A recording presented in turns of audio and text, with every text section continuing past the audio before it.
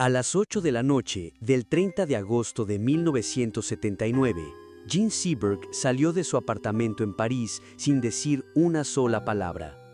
9 días después, su cuerpo fue hallado en el asiento trasero de su coche Renault, parcialmente descompuesto, con una caja de somníferos vacía y una nota escrita a mano.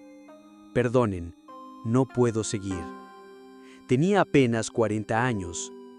¿Qué empuja a una mujer admirada por toda Europa, musa indiscutible de la Nouvelle Vague, a terminar su vida sola, olvidada y acorralada por sus propios pensamientos?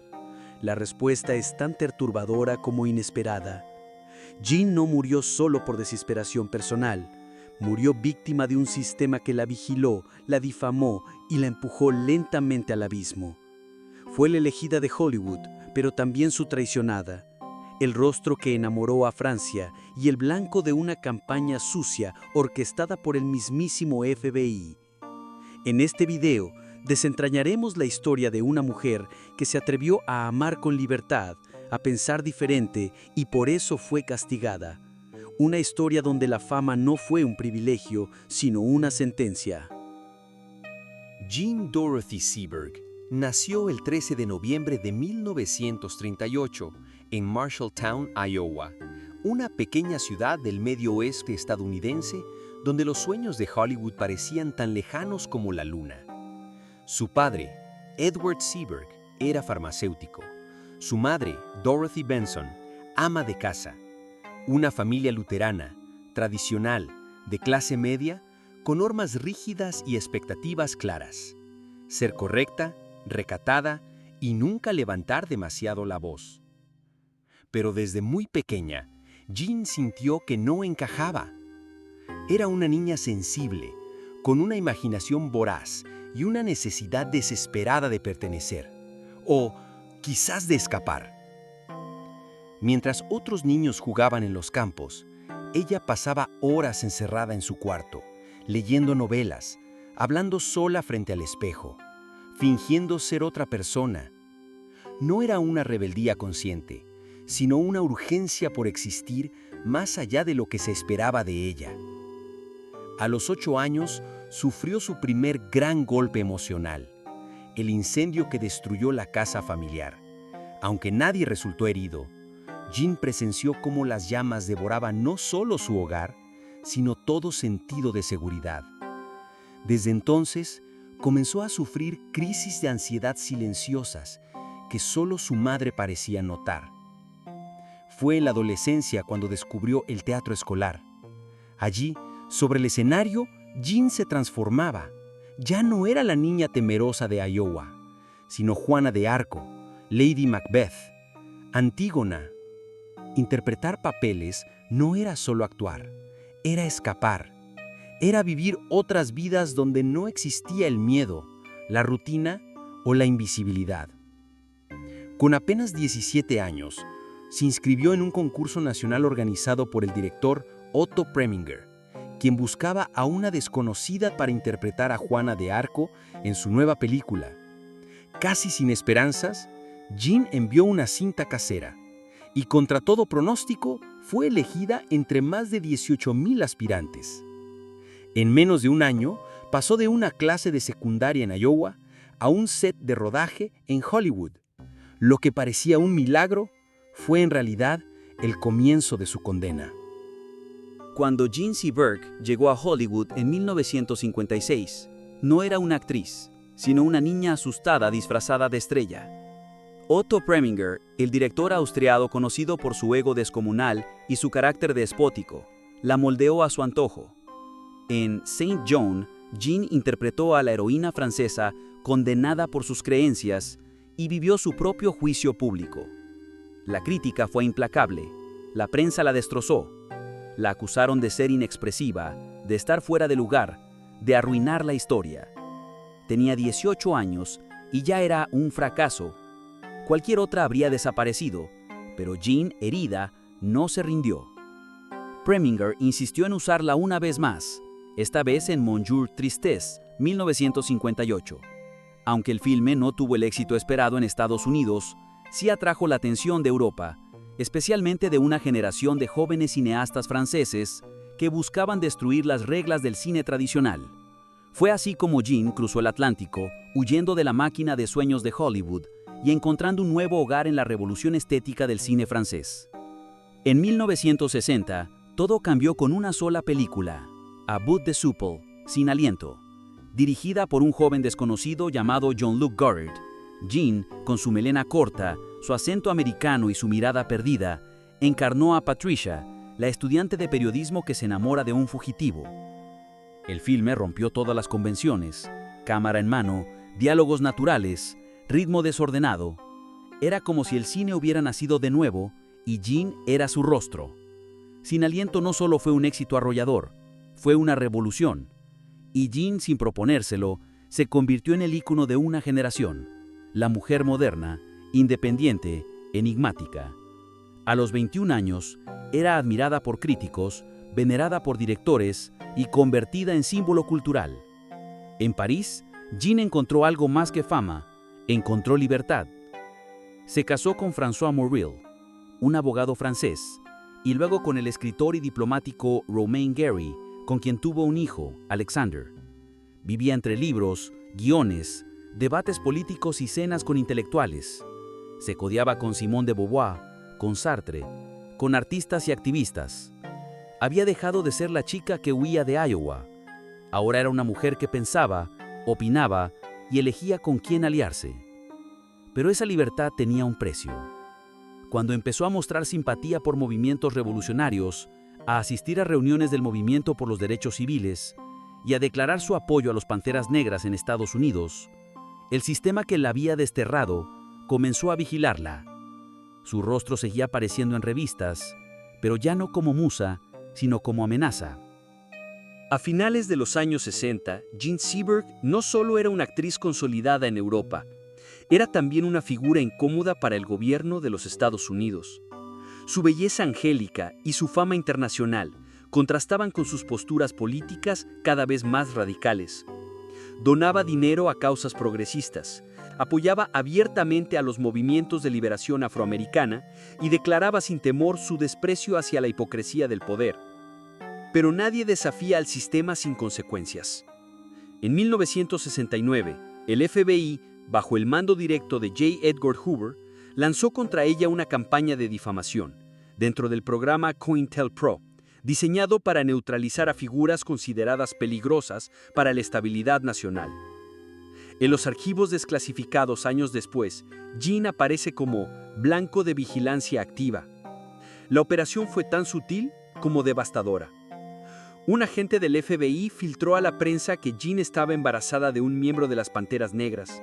La noticia, publicada por el Los Angeles Times y replicada sin control por los tabloides, insinuaba que su hijo era fruto de una relación extramarital con un líder afrodescendiente. Era 1969. El escándalo era suficiente para destruir la imagen pública de cualquier mujer, más aún de una actriz blanca de renombre. Jean, embarazada de varios meses, cayó en una profunda depresión. Intentó defenderse públicamente, pero nadie escuchó. Los medios ya habían dictado sentencia. Romain Gary, su esposo en ese momento, confirmó que él era el padre biológico, pero ni siquiera eso detuvo la marea de insultos, juicios morales y titulares destructivos. Poco después, Jean sufrió un parto prematuro. La bebé, llamada Nina, nació en agosto de 1970 y murió a los 2 días.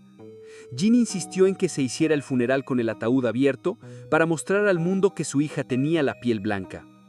Fue un gesto desesperado, casi brutal, que hablaba del nivel de humillación al que había sido sometida. El dolor la rompió por dentro. A partir de ese momento, su salud mental se deterioró rápidamente. Jean fue diagnosticada con depresión severa. Comenzó a consumir tranquilizantes, alternados con alcohol. Las llamadas desde el FBI seguían. Se sentía perseguida, observada, atrapada en un país que ya no era suyo. Volvió a Europa, pero nada fue igual. Hollywood la había borrado. Los estudios ya no la llamaban. En Francia, los nuevos directores preferían rostros vírgenes. La mujer que una vez fue emblema de la modernidad, ahora era vista como una figura incómoda, marcada por la tragedia. En 1972, Intentó suicidarse por primera vez. En los años siguientes lo intentó al menos 3 veces más. Vivía en apartamentos temporales, se mudaba frecuentemente, evitaba entrevistas. Solo se dejaba ver para participar en pequeños proyectos independientes o visitar a su hijo. Jean, que había conquistado el cine con una mirada, ahora evitaba los espejos. Había sido musa, ícono, símbolo de libertad. Ahora era solo una mujer rota, invisible para el mundo que alguna vez la adoró. El 30 de agosto de 1979, Jean Seberg salió de su apartamento en el Distrito 7 de París y no regresó. No dejó aviso, no se despidió de nadie, ni siquiera de su hijo Alexander, a quien había llamado apenas 2 días antes para decirle que lo amaba. Durante 9 días, su desaparición pasó casi desapercibida. No hubo portadas, ni búsqueda mediática. La actriz que una vez adornó las revistas de todo el mundo, ahora era una sombra más en la ciudad de las luces. El 8 de septiembre, un vecino denunció un fuerte olor proveniente de un Renault blanco estacionado en una calle lateral. Cuando la policía abrió el vehículo, encontró el cuerpo de Jean en el asiento trasero, envuelto en una manta, en estado de descomposición avanzada. A su lado, una caja vacía de barbitúricos y una nota escrita a mano que decía: «Perdonen, no puedo seguir soportando la vida. Mi hijo me necesita, me voy para no causarle más daño». Tenía 40 años. Oficialmente, la causa fue suicidio por sobredosis, pero había demasiadas dudas, demasiadas piezas que no encajaban. Romain Gary, su ex esposo, declaró públicamente: «Jean no se mató sola. La mataron con rumores, con mentiras, con campañas que buscaron destruirla desde dentro». Y no exageraba. Años más tarde, el FBI reconocería que sí hubo una operación deliberada para dañar su reputación, pero para entonces ya era tarde. Jean fue enterrada en el cementerio de Montparnasse, en una ceremonia sencilla, casi anónima. Solo un pequeño grupo de amigos y colegas asistieron. No hubo discursos grandilocuentes ni homenajes oficiales. Su lápida de mármol blanco apenas lleva su nombre, fecha de nacimiento y muerte. No decía actriz, ni musa, ni madre. Solo Jean Seberg, 1938-1979. La ciudad que la vio renacer como símbolo de libertad, ahora era también testigo de su desaparición silenciosa. Durante años, el nombre de Jean Seberg fue silenciado. Hollywood la olvidó. La industria que alguna vez la impulsó como estrella, la sepultó bajo una nube de escándalo, locura y tragedia. Su filmografía desapareció de las repeticiones televisivas y las nuevas generaciones apenas sabían quién había sido. Pero el tiempo a veces devuelve la voz a quienes fueron callados.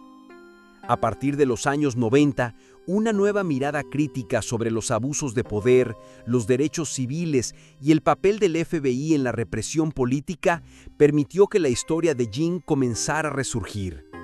Documentales, libros y artículos empezaron a contar no solo su carrera, sino también la operación sistemática para destruirla. La verdad ya no podía esconderse. El cine, que tantas veces la utilizó como imagen, comenzó a reivindicarla como símbolo. Hoy, Abu Besofl sigue siendo una obra fundamental en las escuelas de cine, y Patricia, su personaje, es estudiado como modelo de ruptura estética y narrativa. Su estilo, su forma de mirar la cámara, su voz temblorosa pero segura, todo eso inspiró generaciones de actrices, desde Natalie Portman hasta Kristen Stewart, que la interpretó en la película Seberg de 2019. Más allá del cine, Jean dejó una huella profunda en la lucha por la libertad de pensamiento. Fue una de las pocas figuras blancas de su tiempo que alzó la voz por los derechos civiles sin miedo, no como postura de marketing, sino como convicción moral. Y aunque ese compromiso le costó la carrera, el prestigio y finalmente la vida, también la convirtió en mártir de una causa mayor. En palabras de su hijo Alexander, pronunciadas años después, mi madre no fue perfecta, pero fue valiente, y eso es más raro de lo que parece. Jane Seberg no fue solo una musa, fue una advertencia sobre lo que puede ocurrir cuando el poder teme a una mujer que piensa por sí misma. Una historia trágica, sí, pero también un legado de dignidad frente a la maquinaria del silencio.